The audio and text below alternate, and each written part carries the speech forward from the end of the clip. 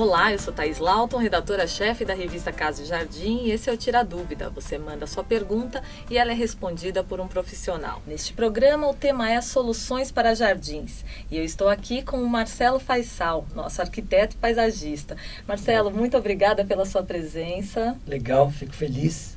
Adoro Casa e Jardim e, mais do que tudo, trocar com Casa e Jardim.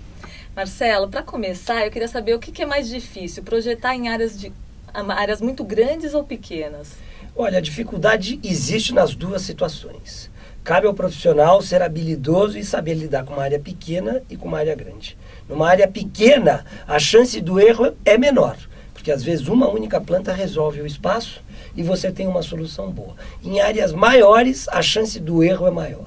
Mas pior do que isso tudo é o erro no sentido de orçamento, de você ter praticado o erro e ter gasto muito e não ter o resultado desejado.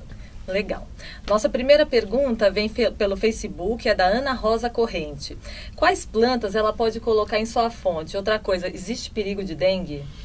Olha, eu acho muito delicado o uso de água hoje em jardim. Eu não sou a favor de fazer espelhos d'água, nem fonte, porque a água é um elemento muito importante, vital, e a gente vive um escasseamento muito grande. O que eu sugiro é o seguinte: se você tem tratamento, reuso de água, ótimo, faça o seu espelho d'água. Se não, evite isso em projeto. Você tem questões de bomba, de filtro e de funcionamento. Se isso tudo parar de funcionar, você tem uma água parada, com possibilidade do risco da dengue e de outras pragas que podem acontecer, como pernilongo, enfim. Mas, para não deixar de responder, a gente tem Santa Luzias, aguapés, temos papiros, enfim. O que a gente tem que entender é que muitas vezes existem plantas aquáticas e subaquáticas. As aquáticas são superficiais, não têm enraizamento em solo. E as subaquáticas, elas são plantadas em terra e mergulhadas na água. A Inês Serpa, pelo Facebook, quer saber qual a melhor opção de forração para cobrir um talude. Outra coisa, a única opção é a grama esmeralda ou ela pode usar também a grama amendoim? Exato. Qual é a diferença entre usar uma grama comum, tradicional, no caso a esmeralda, e uma grama amendoim? São as podas. A grama esmeralda te obriga a ser podada permanentemente e muitas vezes em condição de muito desconforto. A grama amendoim, por não necessitar de podas, você pode ficar até 2, 3 anos sem podar. Isso depende um pouco da evolução e eventualmente de alguma praga, porque ela também é suscetível a alguma lagarta. E se der uma lagarta e você faz uma poda drástica e ela rebrota inteira, ela acaba não só trazendo mais beleza, mais praticidade, menos manutenção, além de garantir florescimento, e tem uma questão muito importante: ela fixa nitrogênio nos solos. Marcelo, a terceira pergunta vem da Josiane Ferreira, pelo Facebook também. Ela quer fazer um jardim na varanda do apartamento dela, só que ela tem medo de infiltração. Se você já tiver as jardineiras vindas da construtora, vindas do cliente, do projeto, ok. Essas jardineiras vão estar impermeabilizadas, vão estar com a garantia dada pela construtora. No caso de você só ter a varanda, a gente vai sugerir o plantio em vasos e acho muito bem-vindos. Duas coisas importantes para a varanda. Primeiro, orientação: norte-sul, leste-oeste. Face sul é a pior face por conta dos ventos e da baixa insolação.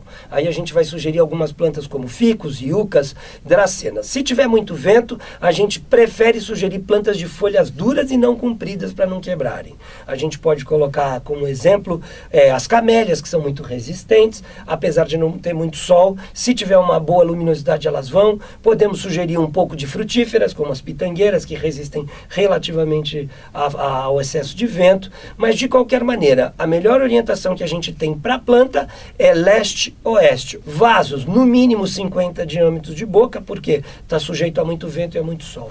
E dentro desse cenário, a gente consegue criar um jardim que depende do cliente. E muitas vezes a gente até pode se fazer uso de alguns painéis verticais quando tua varanda for muito pequena.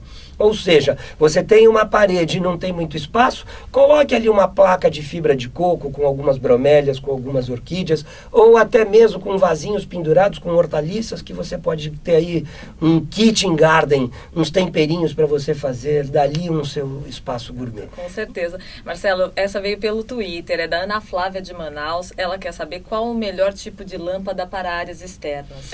Olha, não existe o melhor tipo de lâmpada para áreas externas. O que a gente geralmente trabalha é com lâmpada a par quando vai fazer jardins externos, porque elas podem ser molhadas. Então, se você está lá com uma iluminação, de repente, liga, aqueceu, molhou, ela começa a estourar. As lâmpadas pares resistem a isso.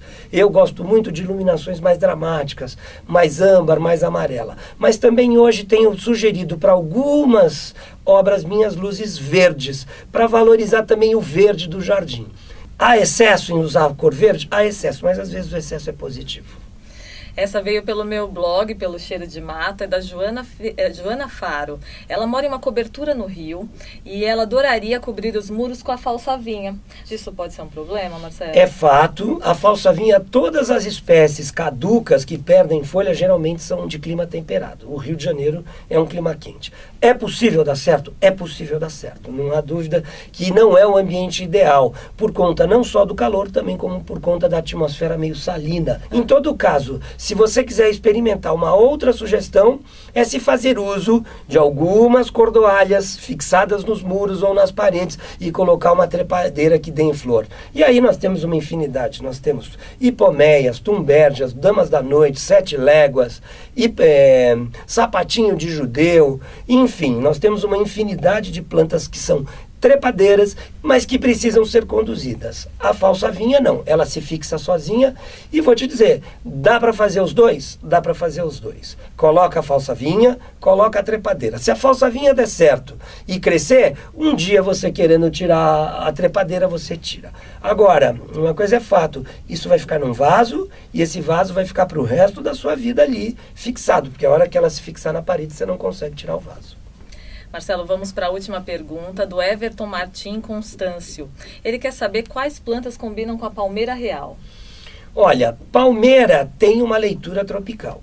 Então, se você não quiser cometer nenhum deslize, é você trabalhar com o conceito de jardins tropicais. Mas hoje a gente pode até praticar o erro de querer misturar estilos. É possível? É possível.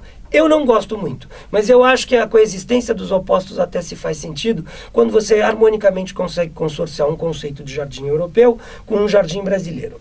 A necessidade do mercado aqui em São Paulo de ter jardim europeu sempre foi muito grande. E eu, como tenho uma vocação muito tropical, eu resolvi traduzir os jardins no trovençal, que é o tropical provençal. E isso acabou dando muito certo. Eu acho que a gente tem que, antes de tudo, entender qual é o clima da região para não cometer o erro. Você falou sobre mistura de espécies que nem sempre dá certo, né? Então, se uma pessoa tem já em casa algumas plantas, ela não precisa se desfazer delas para fazer um novo jardim. Ao contrário, ela preserva o que for importante, ela preserva o que tiver relevância no jardim e tenta traduzir o resto do jardim em coerência com o que vai ficar predominante. Marcelo, super obrigada pela sua presença. Muito bom. Eu conversei com o arquiteto e paisagista Marcelo Faisal, que falou sobre soluções para jardins. Se você tem dúvidas sobre este e outros temas, entre no nosso site e participe do próximo programa. Esperamos vocês. Até mais.